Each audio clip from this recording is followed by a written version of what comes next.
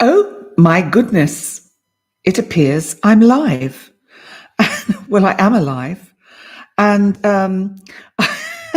please let me know if you can see. This is how you start Zoom conversations, isn't it? Can you hear me? Can you see me? And the YouTube is telling me that I'm here. So I think I'm here. Anyway, hi. You know who I am. I'm astrologer and life coach Penny Dix, and I'm going to give you an in-depth look to all the astrology that you need to understand to manage the month of March 2023. Oh my goodness, is this the month we've been waiting for? Hi, what? Oh, so Durrell has come on. Thank you, Durrell. Hi, Alvina. So that's great. So there is interaction happening. That's brilliant. Good morning, Nikki, and hello from the West Indies.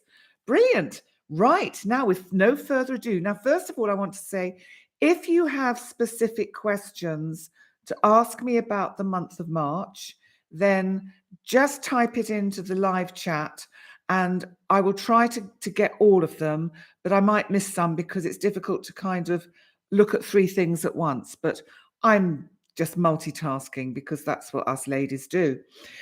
Anyway, let's get on with March because March is the month of the year. March is the month of the decade because the changes, the astrological changes that are happening this month are extremely amazing. Now, what I'm going to say is we should welcome this change. This is almost like we are on that sort of crest of the wave, crest of the tsunami wave to enter the age of Aquarius. Good morning from Connecticut. Good morning. And hi from Ontario. So we should welcome change. And by the way, change is not optional. It's inevitable. Hi, emotional Capricorn. That might be the full moon that's coming up in Virgo, which I will mention in this reading. So, you know, it's actually quite an emotional full moon that we're heading towards. But let me just start with the sort of the main things that are happening this month. And as I keep an eye on the live chat as well, I will answer your questions to the best of my ability. So when we start the month, let's look at our planet of communication. Mercury is in Pisces. Pisces is one of the signs that is kind of highlighted this month. Pisces, of course, good evening in Dubai. I've been to Dubai, beautiful city, but not for a long time. Hi, Liju or Liu. So Pisces is one of the signs that's really going to come under the spotlight, as is Aquarius yet again, and also the sign of Aries and the sign of Taurus. Yes, you're right, Nikki. There will be changes. That's really interesting because I've done a blog which will be on my website, and I've talked about the possibility of governmental changes of leadership with the energy that we're getting this month. Hey, Diane in Gozo. Oh, great. This is lovely to see you. Welcome. Welcome. And this month, let's start with what's going on with Pisces. Saturn, my big outer boy Saturn, my planet of restriction, boundaries. Do we have boundaries? Well, we're going to need them with this Pisces energy because Saturn is moving into Pisces on the 7th of March to really bring in boundaries to our fears, to our anxieties. But also, you know, Saturn and Pisces is about the imagination. If you have dreams that just aren't manifesting yet, or that you can't quite get them together, Saturn moving into Pisces can help you put some structure into these dreams. Hi, Cheryl. Hi, Jean. Please excuse me if I miss anyone, but hi, Marion as well. So, oh, Iceland, wonderful. Ice hotel. So Saturn in Pisces is going to bring in certain restrictions. We're going to see things happening in the pharmaceutical industry because I think that with all the talk that we had throughout the pandemic about the vaccine, is it okay? Is it not okay? Was COVID man-made? Was it just a freak of nature? We're going to see, I think, news coming out and rules and regulations being put in place about the pharmaceutical industry. And there will be a kind of conscious search to see if people were, or the populace were, in a sense, exploited through the pandemic. That's a sense I got. So Saturn in Pisces is going to bring change. I do, just to let you know, have a separate video that is coming out in the next couple of days about Saturn in Pisces, and I'll go through each of your individual signs for that. So also on the 7th of March, we have this full moon in Virgo. And this is an interesting full moon because, of course, Virgo is about the body. It's also opposite the sun in Pisces, which brings in our psychology.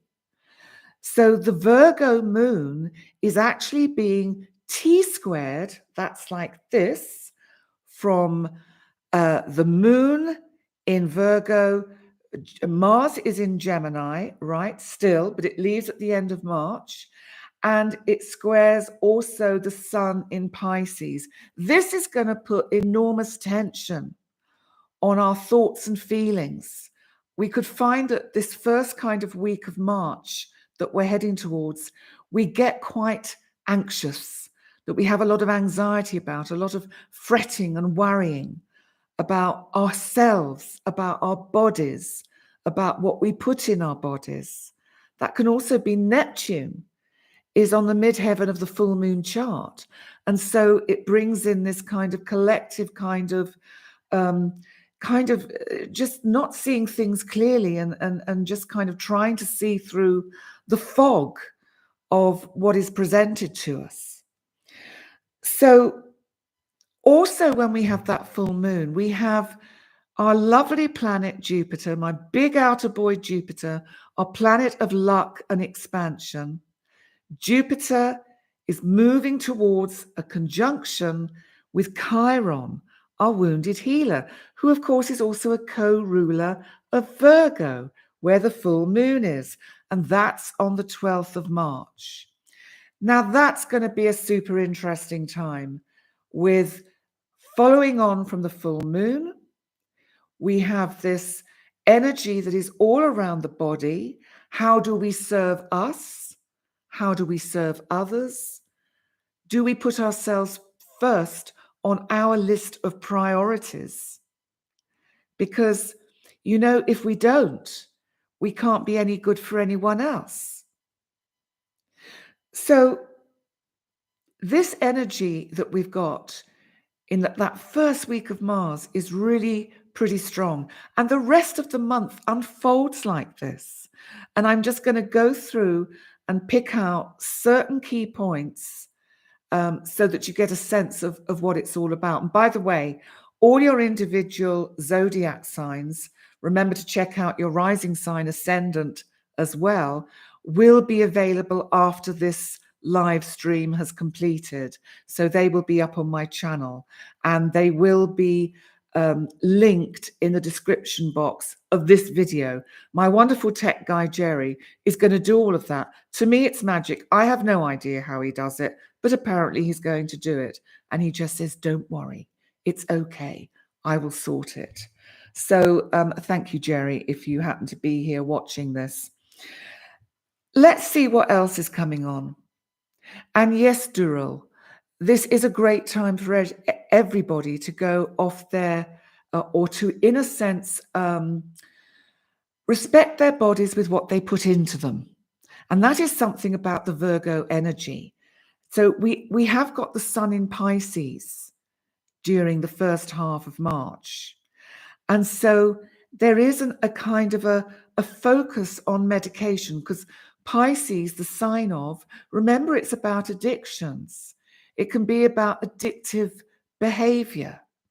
So, that Saturn moving into Pisces is a wonderful opportunity to kind of look at your own addictive personality. We've all got an addiction to something, whether it's chocolate, alcohol, prescribed medication, drugs of all sorts, and so on and so on.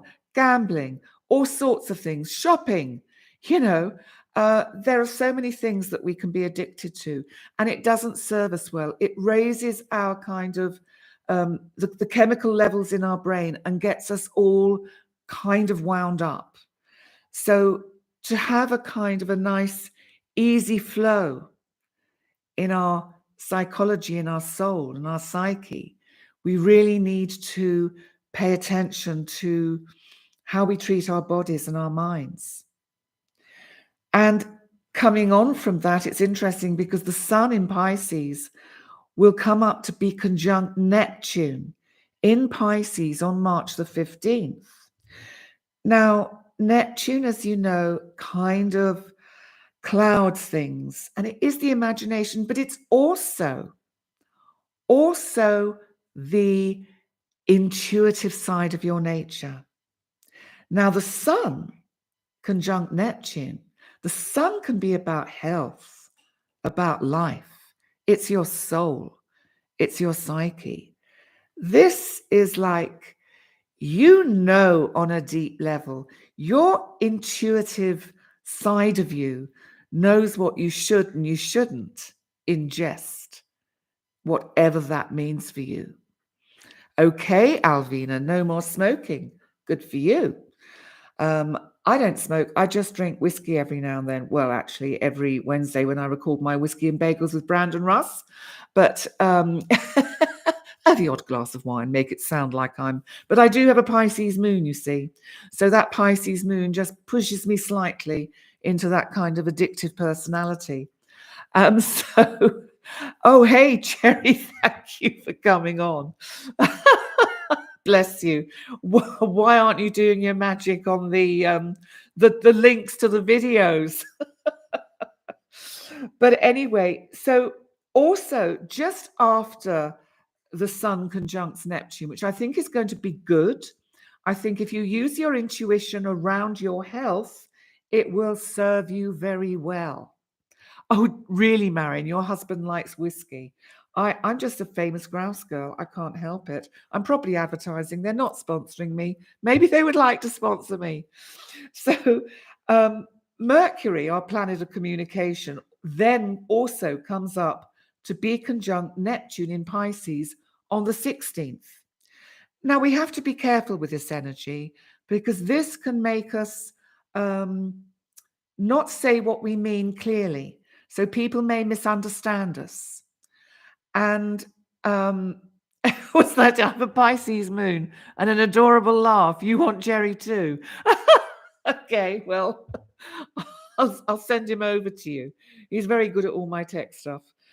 So watch out for this Mercury conjunct Neptune, because you might receive information that is misleading, that is actually not true, that is a lie. Now, we have to watch out for this on that world stage, because around this time there might be it's good old fake news. Now, sometimes, of course, fake news has a purpose to throw us off the scent of whatever it is they are kind of focusing on. And I don't know, and I really don't want to go down that path into conspiracy theories, because I just think one has to keep a kind of middle road with everything and stay on that kind of middle path. But round about this time when Mercury is conjunct Neptune, don't believe everything you hear, and be mindful of what you say. Be careful that you are sticking to the truth. So on the 16th also, Venus, our lovely goddess of love, our planet of relationship, of self-worth and of money enters her home sign, Taurus. This is super good for her. She loves it when she gets back to her home. And with Venus in Taurus, I think we're going to notice a feeling of warmth coming into the month because the beginning of March may still feel a little bit like we're out in the cold a bit. That Virgo full moon is a little bit icy. It's actually called a worm moon, which doesn't make it sound very attractive. Hi from Belgium. Oh, lemon meringue pie. Lovely. Yummy, yummy. And so we need to kind of just be mindful of that. But Venus entering Taurus is kind of bringing in this start of things starting to change. Mercury, still in Pisces, will square Mars. Mars, our planet of action and energy, in Gemini on March the 17th. That is a day to watch out for. I think I can't remember the date of St. Patrick's Day in Ireland. Maybe someone will remind me. Is it the 17th? Could be 17th. Yeah, I think it might be. So watch out what you say in terms of people could get quite hot under the collar and angry with this energy. You think of it, Mars, square Mercury, that could reach 17th. Thank you, Marion. Yeah, 17th. Everyone's saying 17th. Yes, time for a pint of Guinness on the 17th. And I will be back in Gozo, Diane, so maybe we'll get together and have that pint of Guinness together. And so what happens with this energy is that crosswords can come out. So just be aware of that. And Jerry has just told me the individual links are now live, but don't go rushing off and leave this live to go and see your individual star signs. Please stay with me till the end. So Mercury by the 19th moves into Aries, and then the energy shifts, of course, to the beginning of the zodiac wheel, and we have this energy focused in Aries. New beginnings, a whole new astrological year. This is okay. How will this affect the royal family and coronation? Whoa, well, let me think. I think that we have to actually look at the energy in May, which is around the coronation, which I will do, because I think that the choice of I think it's the 6th of May for the coronation, I think if I remember, is not the best date to have chosen, because I believe, but I can't remember for sure, but I believe the moon is void. And it's also coming just after an eclipse. This does not bode well. So we will have to see, is it May the 4th? Thank you, Diane. So we will have to see how that pans out. But let's come to the center of the month of March, because of course we have, with the sun's move into Aries, we have the spring equinox on the 20th. And this is the real start of the new year. And I think that symbolically, psychologically, physically even, we're all going to think, wow, here we are. Here we really are starting the astrological new year that is so different from the kind of Gregorian calendar. Have I got that word right? Someone will tell me. It is the Gregorian, isn't it, calendar of the new year. So, what happens with this is that we have a new moon in Aries the day after. But this new moon isn't just any new moon in Aries. This new moon is at the 0 degree point. When you have a planet at the 0 degree point, or a new moon or a full moon, or you have a planet at the 29th degree of a sign, it kind of underlines and gives energy to that event. So this new moon in Aries on the 21st really is a big deal. I will, of course, do, yes, eclipses. We have eclipses coming in April and May, I believe, but I haven't got my notes for those here. So we need to just be mindful of this energy, because on March the 21st, also, Venus, our planet of love and relationship, is conjunct the North Node in Taurus. Now, remember that the North Node, is about our collective destiny. It can also be about your individual destiny, depending on the part of your chart it is sitting in. So we have Venus conjunct the North Node. This really does give me a good feeling about the economy in general.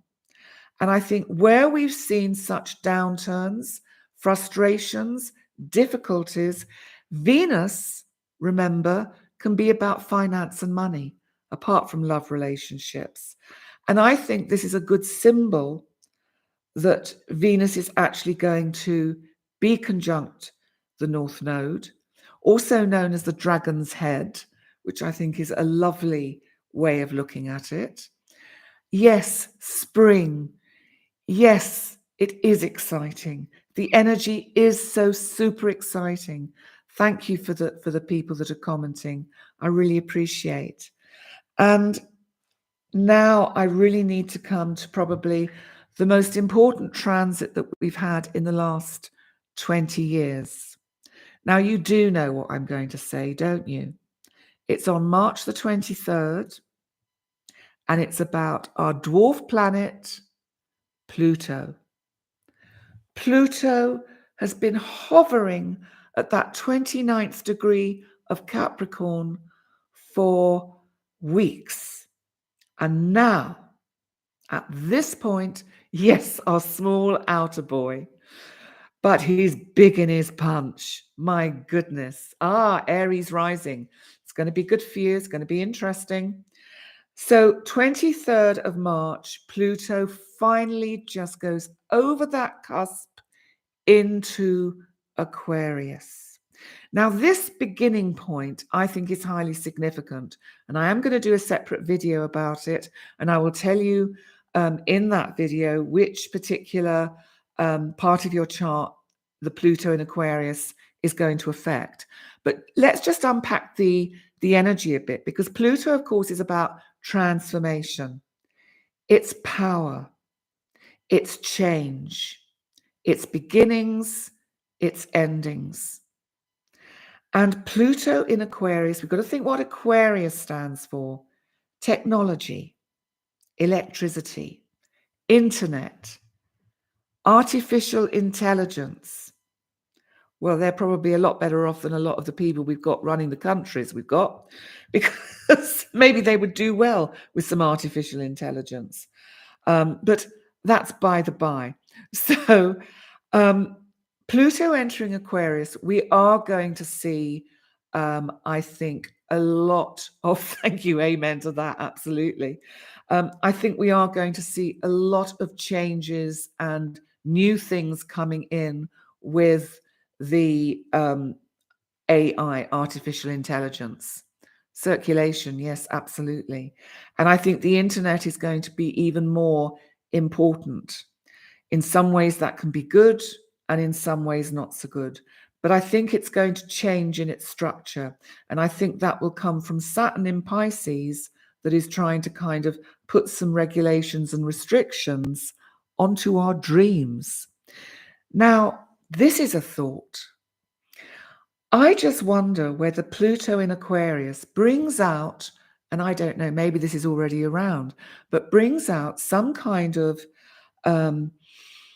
technology whereby you can you wear it at night. Oh, hang on, I'm coming up with a really innovative Uranus invention here. You put it on at night, and it picks up the brain signals of what you're dreaming about and puts you into that dream and records it, so that you can then watch it back the next day. How cool would that be? Well, maybe not if it's a nightmare, but hey, could be interesting. So I just think that over the next 20 years with Pluto in Aquarius, we are going to see all sorts of extraordinary things. I think that, even in just a year's time, we're going to look back and go, March, March 2023, that's when things started to change. Now, remember that, in a sense, Pluto doesn't fully move into Aquarius until the end of 2024. Total recall, Lynn Calder. Yeah. Dreams. Yeah. But I think that on a personal level, I think the Pluto in Aquarius is just going to shift our energy in a positive way. I think it's going to help us raise our level of consciousness, our ability to connect with other energies, other vibrations. And I just think it's going to really help with that kind of Saturn in Pisces. Saturn in Pisces is going to help us give structure to our intuitive ideas and dreams. Pluto in Aquarius is going to help us transform them into some kind of tangible reality. Now, before I finish this live stream, oh dear, I don't know what someone said here, but it got rejected by YouTube. So I don't know what you said, but it's gone. Yes, thank you. Don't forget to like the stream. Please, that would be fantastic. Please, and subscribe. I'm up to 13,000. Wow.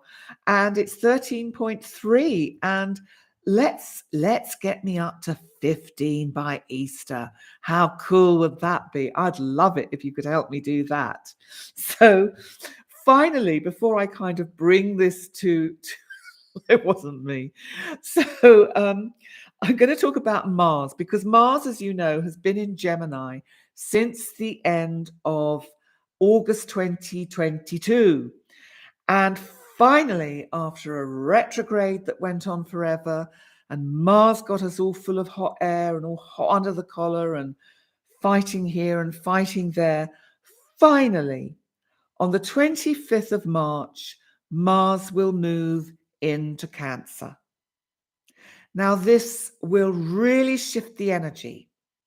Now, Mars in Cancer isn't the best placement for it, I have to say, because Cancer is a water sign. It's just come out of an air sign. So maybe it has got very hot in the air sign of Gemini, so it can cool down in the Cancerian waters and just kind of nurture itself a bit. But I will do more on that when I do a heads up about Mars in Cancer later in the month. But listen, guys, any questions before I kind of bring this to a close? I'm just looking through my notes to see if I've missed anything, but I do want to say this, because sometimes we aren't aware of the exact moment a new beginning starts. Sometimes, and this is on a personal level as well, it's an awakening awareness of the changes that have taken place. And this month really will be the month you look back on with hindsight and realize that that is when life shifted a gear up for you. So, world leaders, just in general, what are the themes? Anything in positive for Capricorn, and what will happen in Ukraine? Yeah, what will happen in Ukraine? Well, I think that kind of links in, Deborah, with what will happen with world leaders in general. If there's a changing of the guard in Russia, it'll be very interesting to see. I still don't think that Mr. Putin is going to outlive or outrun, I don't want to say outlive, outrun this war.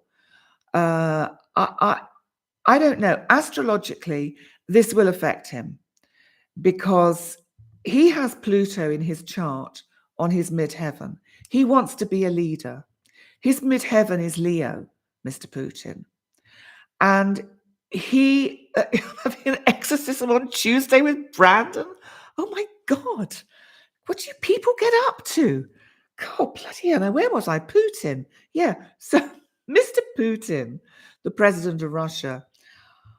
I think that I don't understand enough about the history, I have to be honest, that goes back as to when Ukraine and some of the other states were still part of the Soviet Union.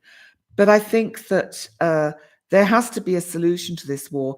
I think one of the things we have to watch out for with Ukraine is that Saturn in Pisces, Pisces can be chemicals, chemical weapons, or chemicals in the sense of viruses. So we have to look out for the potential that there would be some event that gets clamped down, because Saturn would clamp that down. Might even be something we never actually find out about. And for you, Capricorn, someone asking me about anything positive for Capricorn, of course there is. Pluto is about to leave your sign. And leaving your sign, he is transforming you. He has put you through the mill over the last 15 to 18 years. And if you've worked with the energy, if you've gone with that flow, you have transformed so much. You don't even know who you are now. You don't know who you were. If you walked into a room and met yourself even 5 years ago, you'd say, who's this?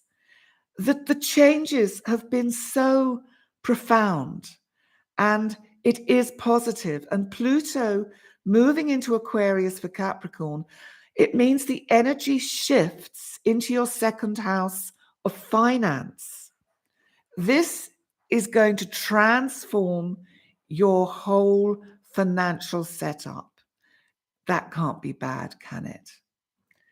So listen, guys, I'm going to bring this to a conclusion now because my cats are running around like lunatics. If you've seen me doing this, it's because they're making noises all over the place and they're going, excuse me, but we want to be fed. It's time for our supper. So, hold on a minute. Is that the same for Taurus? Taurus, Uranus is just shaking you up, turning you inside out, and go with it. You will be a better person for it. And let's see, coffee in Colorado. Hi. And listen, guys, I am going to finish this. The cats are going to eat me in a minute if I don't finish it. But I just want to say thank you so much for joining me for this live. I truly, truly appreciate it.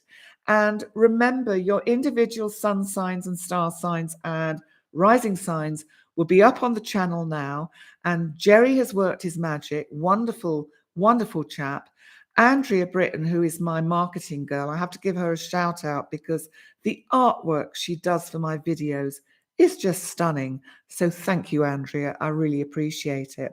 We've got lots of new exciting things coming up. Lots of new exciting things coming up on the website. So watch out for that over the next few weeks and months. And remember, if you do want to book a session with me, I'm taking bookings now for the end of March and April. So check me out on my website and I'd love to meet with you, as I've already met with so many of you. Thank you so much for joining me. Remember to like, comment, subscribe, and all those wonderful things, and share. And I look forward to seeing you next time. I'm going to click on end stream.